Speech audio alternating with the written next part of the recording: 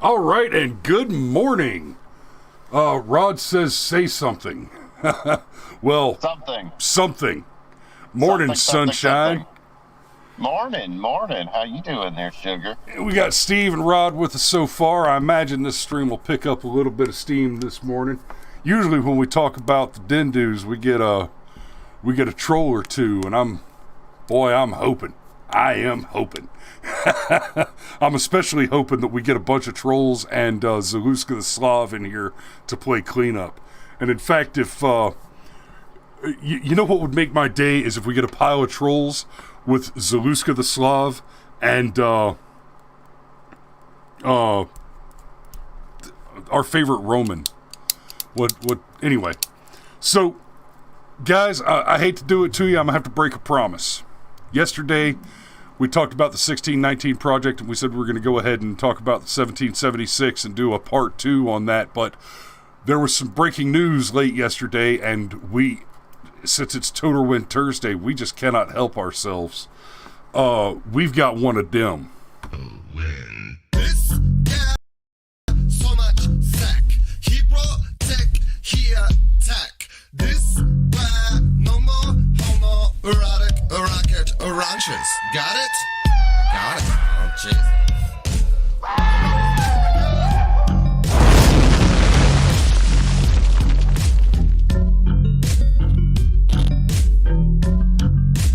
So much wang.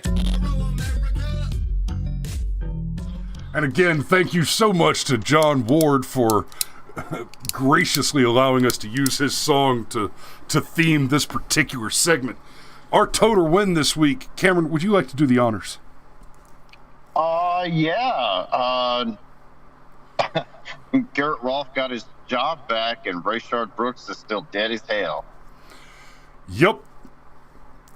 Garrett Rolfe is being reinstated, despite the trend of, well, let's be real. The trend lately has been that terrorism is effective. We learned this in the Rayshard Brooks case, where Garrett Rolfe was fired within 24 hours. Normally, in any police shooting, even one where there are legitimate questions, which in the Rayshard Brooks case there were not. There were no legitimate questions to be asked against the concept of Rolfe having performed a clean shoot, and we've got the receipts, so we'll bring that along too. Looks like we've already got a couple. Brett Breathend asks if we support suicide by cop. That's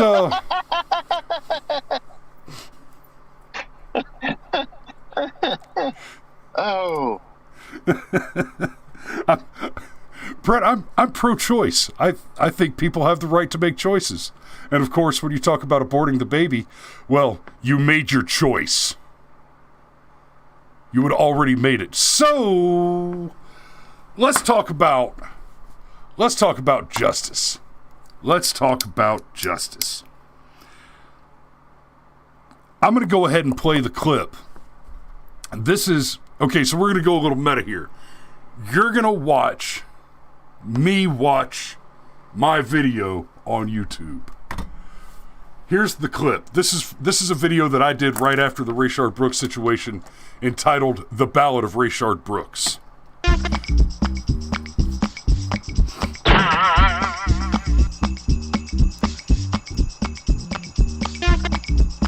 That was the main headline. Innocent.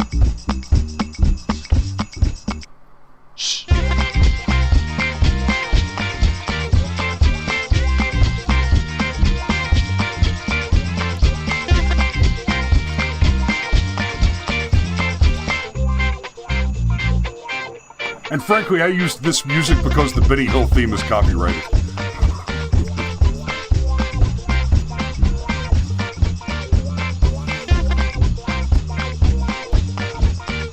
The officer has the taser.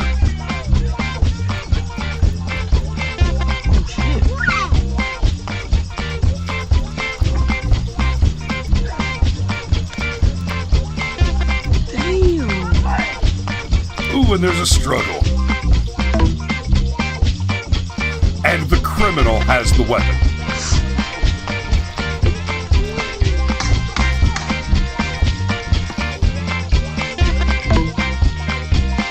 Now the criminal is armed.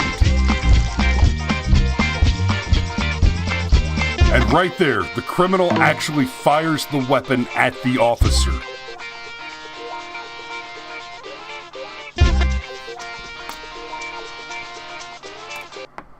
And that, my friends, is why it was a clean shoot. The criminal didn't just fight the cops. He didn't just resist arrest. Okay? Rayshard Brooks, a multiply convicted felon, a child abuser who was inebriated on contact, having committed the crime of operating a motor vehicle and then obstructing the normal flow of business, having had the police called to deal with the crime that he was in the midst of committing. Rayshard Brooks decided that he was going to fight the cops, steal a weapon from them, and then fire that weapon at the officers. Yeah, this shoot is every bit as clean as the one with Micaiah, but man, there's so many of these to keep up with now. They're all starting to jumble together. But the one with the knife. Yes, the one with the knife. But Cameron, that officer, he didn't have to kill Micaiah. He could have just shot her in the hand. I know, right? And as we talked about the other day, there are no misses. That bullet hits something. So here's the first thing to understand about these cases.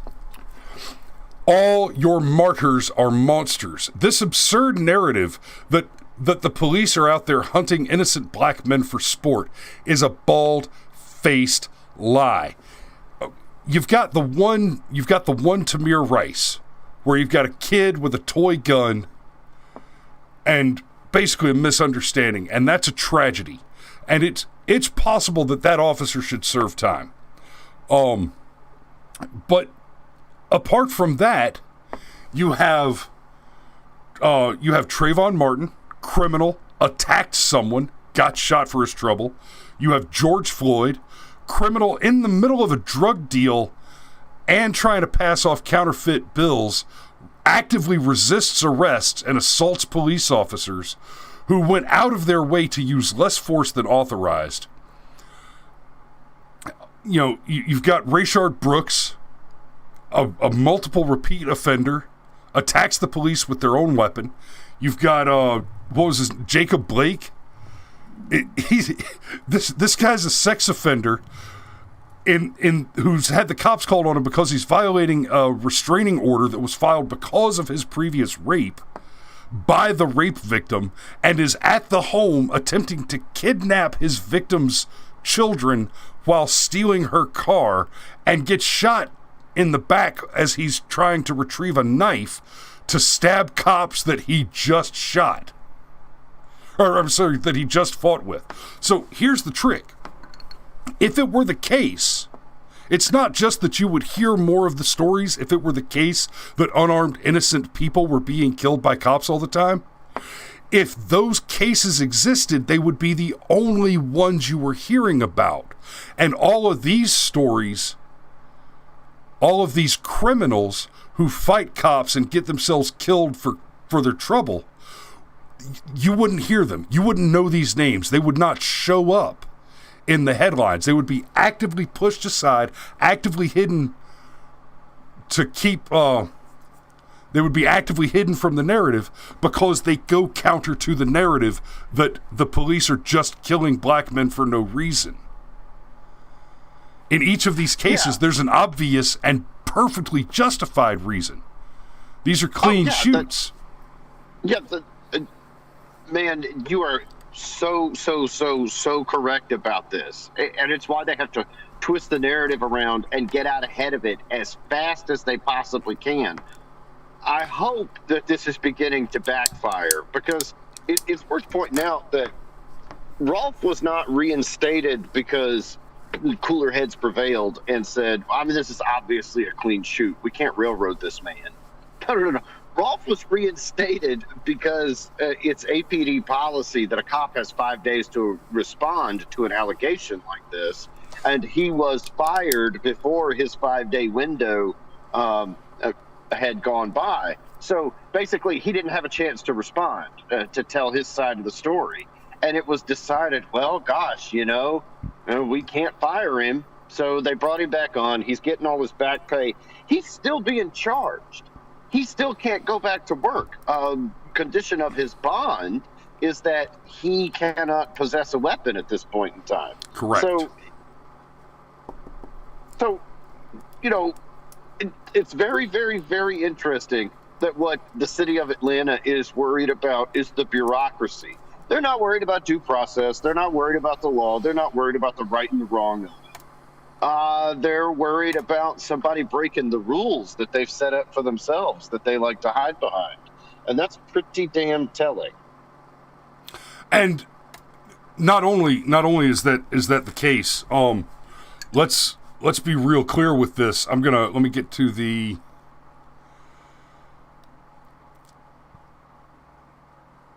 let me get to the quotes here. It was decided Monday that our department needed to ensure that we didn't exhaust. No. Damn it. Okay, so here's some quotes that we want to look at. This is an article from the AJC. I've got a few articles pulled up, and there's a lot to get into with all of them.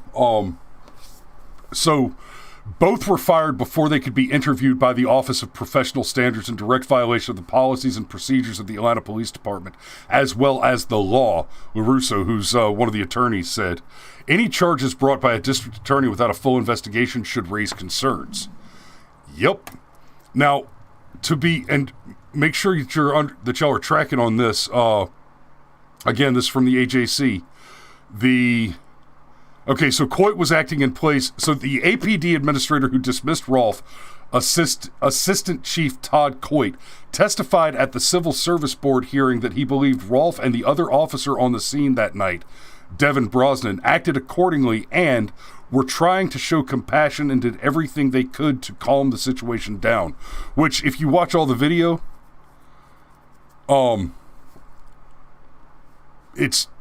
that's pretty clearly the case. But I find this especially interesting.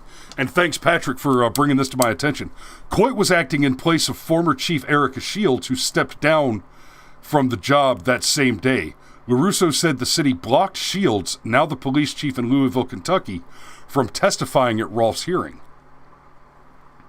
Alex Bleeping Jones is taking off. Thanks for stopping by, Alex. We appreciate you. Take care, brother. So the fact that the police chief at the time was blocked from testifying at Rolfe's hearing, right? There's a lot of other stuff going on in this case that's super, super shady. But that right there, that's clear evidence that the objective was to subvert justice. And like Cameron said, here we've got, due to the city's failure to comply with several provisions of the code and the information received during witnesses' testimony, the board concludes the appellant was not afforded his right to due process. The board concluded, therefore, the board grants the appeal of Garrett Rolfe and revokes his dismissal as an employee of the APD. Dirk Stanley says, okay, see you later, Meatwall. I'm off to commit crime. Well, good luck with that, Dirk Stanley. I hope you're not in my neck of the woods. So, go ahead, Cameron. You were going to say something? Dirk Stanley. What a name. What a fantastic name. Oh, but no, I mean, good grief. Let's just say the quiet part out loud here. He was a sacrificial lamb, and as Krista said in the chat, they'd probably still fire him, even though he followed protocol, and that this is obviously about subverting any and all protocol, because it's sort of like what happened with the Chauvin case. Like, obviously that jury was tainted. The Brandon Mitchell has let the cat way the hell out of the bag, and if our justice system functions properly, Chauvin will get a mistrial. But I'm honestly worried that he's not going to get a mistrial, even though he deserves one. And I'm honestly worried that Garrett Rolfe here He's not going to get a fair trial because the narrative that he shot a man in the back is already out there. Yeah, and so in support of that statement, let me just bring this up. In a statement, Mayor Keisha Lance Bottoms defended her decision to immediately fire Rolfe. This is insane. This is just terrifying, because you look at the Chauvin case, and the defense filed for a change of venue several times, and the judge's justification, the judge's rationale for refusing the change of venue request was, you can't find a fair trial in the state of Minnesota for this man. Okay, if he can't get a fair trial, innocent or guilty, if he cannot receive due process, you don't get to have a trial at all. That is the law. He has an unalienable right to a fair trial by a jury of his peers. So that, I mean, honestly, what should be happening here is Chauvin should be taking that judge and filing suit against that judge as an agent of the state for direct violations of his constitutionally guaranteed right to a fair trial by a jury of his peers. And that's doubly true now that we know that at least one of the jurors, now several of the jurors have said that they were compromised because they were afraid of repercussions. But we've got one juror in particular who is a known and obvious activist who said before the trial, it's our responsibility to serve on juries like this and make sure that we get the right verdict. I'm paraphrasing. It's not a direct quote. But basically, he said that people like us need to be getting on juries and making sure that cases go the way we want them to. If that's not a clear enough bias for a mistrial, I don't know what is. Now, there's well, but I mean, there may be a silver lining there, even if Chauvin doesn't get the mistrial he deserves. But now Rittenhouse's attorneys can point to the Chauvin case and say, look, that's what happened. This man could not get a fair trial, and the judge and the jury capitulated, absolutely genuflected, and bent the damn knee to terrorists. What you're showing me here is that terrorism rules this country when it's committed by leftist activists. And in a statement, Mayor Keisha Lance Bottoms defended her decision to immediately fire Rolfe. Here's that genuflector to terrorism again. Given the volatile state of our city and nation last summer, the decision to terminate this officer after he fatally shot Mr. Brooks in the back was the right thing to do, she said. Had immediate action not been taken, I firmly believe the public safety crisis we experienced during that time would have been significantly worse. She flat admitted right up front, I did not fire this officer because it was legally the right thing to do. I fired this officer because I am afraid of Black Lives Matter's terrorism. Oh, yeah, this is a total Pontius Pilate move. And, Kyle Rittenhouse, the 2020 champion, of fuck around and find out. The Kenosha Kid. The Kenosha hat trick. No kidding. And okay, so how many sex since you brought did he take out? I was about to say, since you brought Rittenhouse back up, just to give you an idea of, okay, these are the people that vote for Biden. These are the left, right? These are the tolerant people. Kyle Rittenhouse was forced to defend himself from violent attackers in a violent mob conducting a BLM fiery but mostly peaceful protest. 3 men fucked around and found out, and all of them were criminals. One with an extensive history of pedophilia and child pornography. All 3 were criminals. What are the odds? Turns out, if you fire a bullet into a crowd of people that vote Biden, you've got a near 100% chance of hitting a criminal. But I mean, kind of going back to the main point, like, Mayor Bottoms came right out and said it, just flat out. Like, yeah, we fired him because of the mob. Hey, here's the thought. It's just stick with me here. How about don't peddle false narratives? Yeah, and even in her statement. Go ahead. That won't work for her because she's Mayor Black Girl Magic. Everything about her identity is wrapped up in race. So, she's got the tiger by the tail, and she can't let that motherfucker go.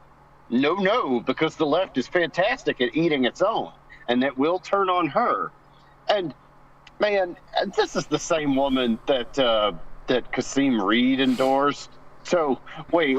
You're saying somebody Kasim Reed endorsed is corrupt? No. Yeah, and okay, so, yeah, and the corruption of Kasim Reed was so severe and so substantial, and the damage that was done, especially to the Hartsfield-Jackson Airport by the corruption and mismanagement of the Kasim Reed administration was so severe. Clark Howard... That he almost became part of Joe Biden's cabinet? Yeah. And then he endorsed Keisha Lance Bottoms, and Clark Howard, who never makes a political statement. He is a very public figure who never talks politics, ever, right? Actually made a statement on air that he would be voting against Keisha Lance Bottoms because she represented just a further extension of the corruption of Kasim Reed. And now I have the son of a bitch hiccups. Ah! Are those like regular hiccups, but worse? Yes. Say something. Talk, Cameron. Okay. I'm honestly shocked that she said the quiet part out loud, because it's right there. And in a sane world, in a just world, anybody would be able to go to a judge and say, look, as soon as politicians make these kind of statements, my client is tainted. They can't get a fair trial. Rayshard Brooks, thanks to Howard the Coward, cannot get a fair trial in the city of Atlanta. And I don't necessarily believe that I buy that judge's bullshit. No, hold on a second, Cameron. In all fairness, Rayshard Brooks can't get a fair trial because of Officer Rolfe. Actually, to put a finer point on it, Rayshard Brooks got a fair trial. Yeah, he did, didn't he? Trial by combat. Yep. That was a word whisker if there ever was one. But you're right. Rolfe cannot get a fair trial. He can't get one in Atlanta. And I don't know that I believe that judge's rationale that it doesn't matter where we move the trial to. Chauvin can't get a fair trial anywhere in the state of Minnesota. Okay. You know what? Let's just accept that as fact. Minneapolis was probably the worst place. That was going to be the place where it was going to be the most unfair because it's where the riots had already happened. You could have moved it. And the jurors had to else. drive through the riots to get to jury duty every day. Yeah, I hope that this is the turning point. I mean, you can't tell me the jury's not tainted when they're driving through the riots, or basically on their way to work. There are people burning buildings down and all but pointing directly at them and calling them by name and saying, "This is what you're gonna get." Yes, I hope though. I hope that this is the turning point. Because I think when people are allowed to quietly, I mean, you and I are different. We go on YouTube and we say the thing. We call the baby ugly, and sometimes we're wrong and sometimes we take things too far. Oh yeah, and I tell you my name and show you my face. That's right. We're willing to be on the front line. But a lot of people aren't, and nor should they be. It's a hell of an intimidation tactic to say, "Oh, it's a pretty city you got over there. It'd be an awful shame if something happened to it." Yeah, just make sure that you understand that white people are guilty and your city will be fine. Okay? In a spot of bright news, over 3,000 athletes were surveyed with regard to the Olympics in Tokyo. And do you know what they said? No BLM shit. Stop it. On the field. Yeah, they're allowed to talk about whatever they want in interviews, but when they're actually on the athletic field, no knees, no fists, period. And I think that's brilliant because, I mean, that's what killed professional football. It's what's killing professional baseball Though, if you pay attention to John Ward, apparently professional baseball's been on bizarre life support since day one. But that's a whole different rabbit hole. Yeah, I saw that video too. That was I didn't watch the whole thing, but what I watched of it was quite interesting. We're coming up on time, so let me deal with this real quick. Krista says, I think too many Christian leaders have pushed turn the other cheek on us our whole lives, and now we've been turning the cheek so long, we've lost any footing we had, and we're basically fucked. Okay, so turn the other cheek. I'm not a turn the other cheek guy necessarily.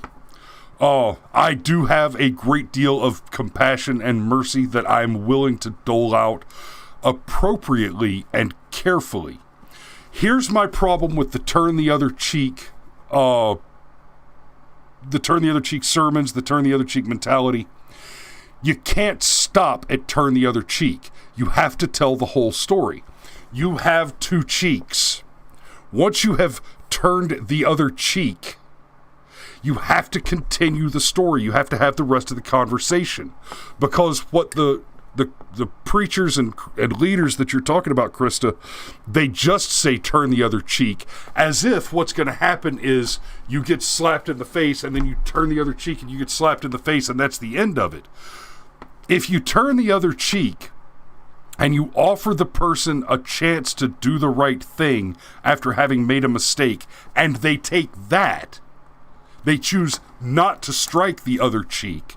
They choose to then do right and move forward and be forgiven and make amends, and make the victim whole, all that. Okay, now the turn the other cheek has worked. But if you turn the other cheek and you're struck, it's time to open fire.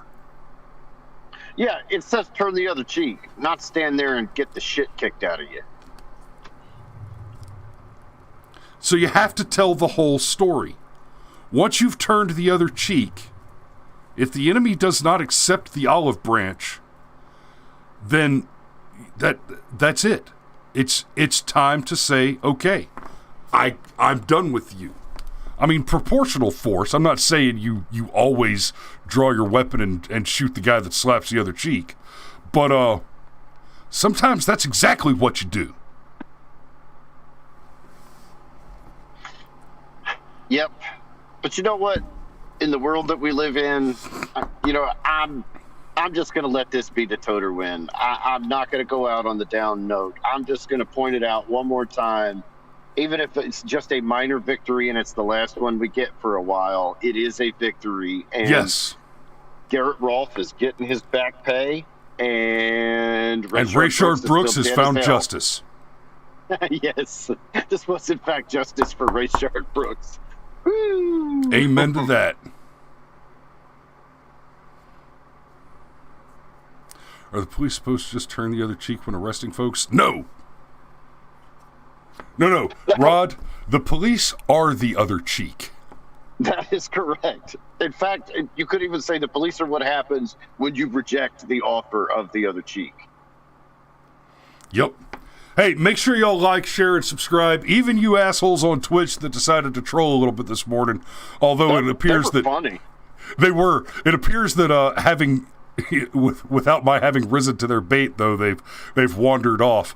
But that's okay. That's okay. We appreciate y'all watching.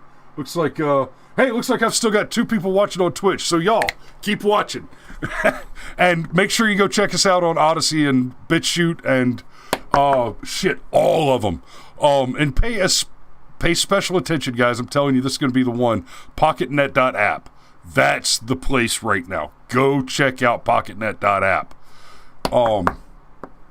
That's the one. That's going to be big. So y'all be safe out there. We love you, and we will see you tomorrow for Firearms Friday, our favorite kind of Friday.